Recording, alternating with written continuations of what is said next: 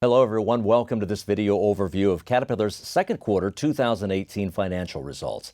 I'm Rusty Dunn. Joining us today, Interim CFO and Finance Services Vice President Joe Creed. Joe, glad to have you here for the quarterly update. Great to be here. Thanks for having me. Let's get right into it. A strong second quarter covering April, May, June. Let's start with some of the key numbers, sales and revenues. Yeah, sales and revenues were really strong as we continue to see demand across all three of our primary segments. Sales and revenues came in at about $14 billion in the quarter, which is 24% higher than the second quarter of last year. If we kind of look at each of the three primary segments, construction industry sales up across all the regions, but primarily in North America and in China, which we can see continued strength from the first quarter. If we look at resource industries, we are seeing demand for new equipment start to show up and come through on the P&L, and that's largely due to commodity prices remaining strong.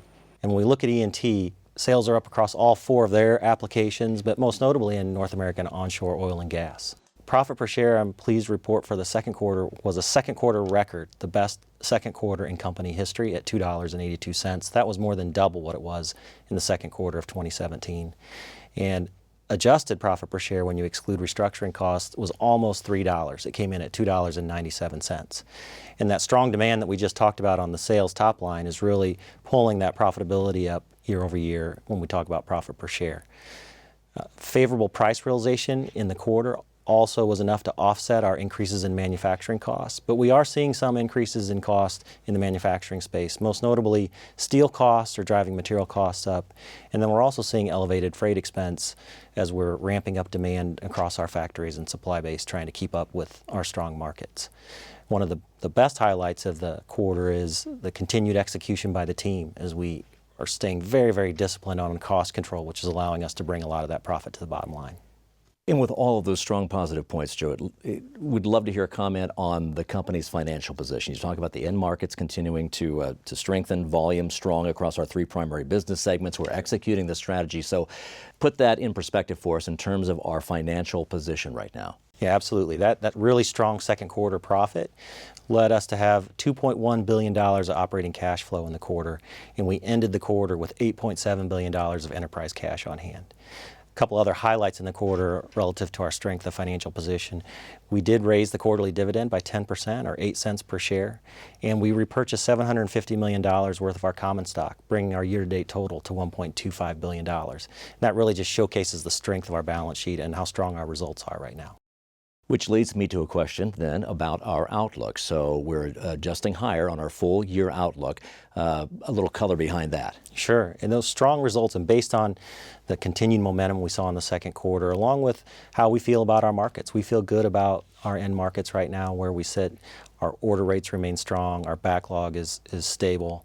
So that's allowed us to raise our full year outlook for the rest of this year.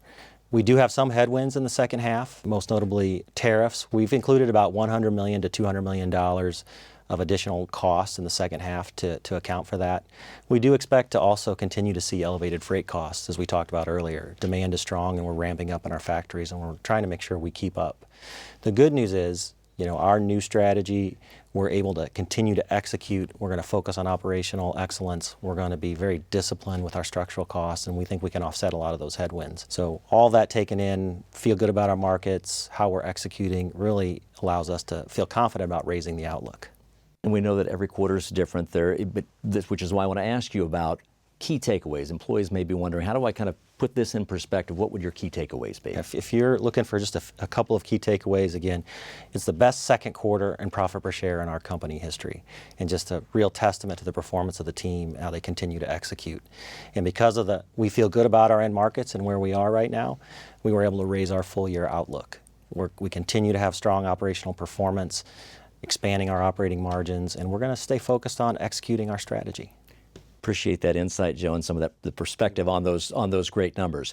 Now, we actually every quarter do something called Beyond the Numbers, and you recently had a chance for a little fun, but it was some education too. And actually, you spent some significant time around one of our newest machines, the Next Gen Hydraulic Excavator.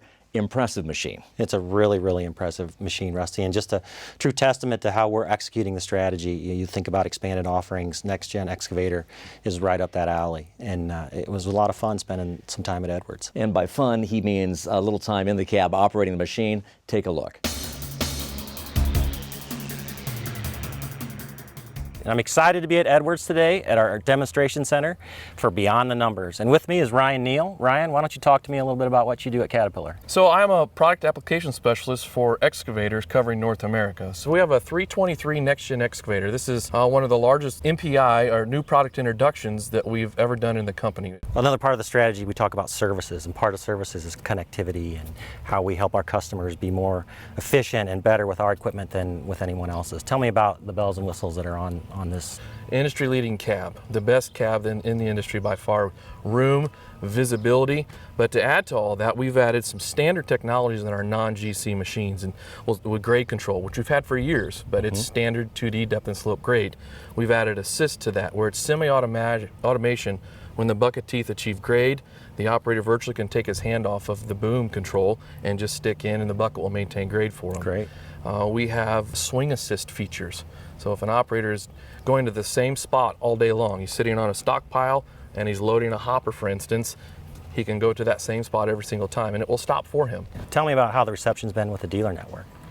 It's been really good. We heard over and over and over again that they're truly excited that they really have something different and exciting to offer to their customers. We've spent so much time making this machine the best we can, and we've taken all that customer feedback and we've listened to make the cab roomy, visibility-wise, safety features. They really love that. If you had to sum it up in 2 or 3 things that you want to leave everybody about this great new NPI machine, what would you say? Sure, I would probably say number 1 is customer choices. Safety, all the safety features that we're adding standard on these products, and probably just overall ease of operator use and the productivity of up to 45% operator efficiency with the machines. And what better way to prove it is to have you get in the machine and let's say we give it a whirl. All right, let's try it out. Seatbelt on when you're ready to go. I'll shut the door and you have at it. All right. All righty, have fun.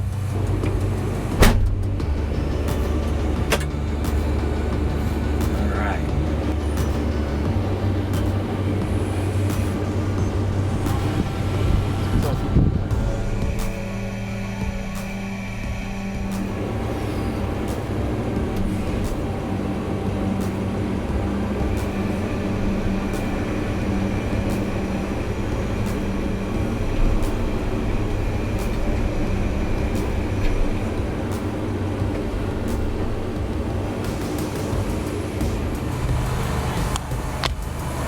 Well, Joe, what do you think? That was awesome. It was easy to operate, all the grade assist, all of the bells and whistles make it really simple to operate, and it's real intuitive, so nice and easy. Definitely a lot better with all the technology on than with all the technology off. Even a finance guy like myself, not too shabby. Joe, you said it yourself, for a finance guy, not too bad. You look good and you look comfortable in there. That was great. What an impressive piece of machinery and lots of great technology. And I'll tell you, as I said at the end there, it's a heck of a lot easier to operate that piece of equipment, even a novice like me, with the technology on compared to having to do it all Are manually. you feeling a little added pressure with the backyard projects that you've put off? Now you've got the right piece of equipment to do. Absolutely, no more excuses. Well, you did great. Thank you. Good to see you out there. And that brings us to the close of this quarter's update. Once again, Joe, thank you for spending a few minutes with us to talk through those great numbers for the second quarter. And thanks to all of you for taking a few minutes to watch. We hope to see you here next quarter. In the meantime, stay safe. Have a great day.